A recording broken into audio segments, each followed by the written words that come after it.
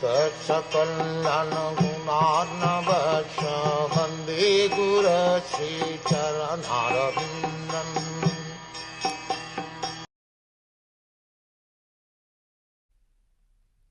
Sutta Goswami said, "Thus Sukadeva Goswami, being invited by Maharaj Parikshit to speak on topics of the Lord Sri Krishna with the devotees, was very much pleased. Srimad Bhagwatam can be legitimately discussed only among the devotees of the Lord.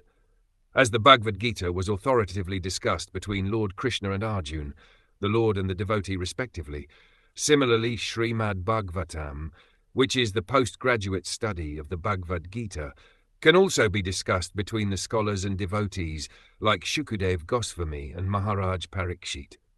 Otherwise the real taste of the nectar cannot be relished. Sukadeva Goswami was pleased with Maharaj Parikshit because he was not at all tired of hearing the topics of the Lord and was more and more anxious to hear them on and on with interest.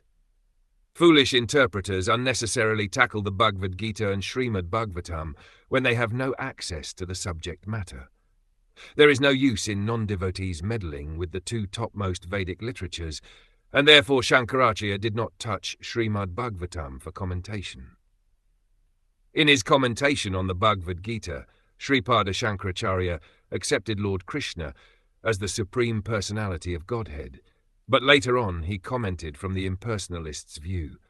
But, being conscious of his position, he did not comment on the Srimad Bhagavatam. Srila Sukadeva Goswami was protected by Lord Krishna, and therefore he is known as Brahmarata, and Sriman Parikshit Maharaj was protected by Vishnu, and thus he is known as Vishnurata. As devotees of the Lord, they are always protected by the Lord.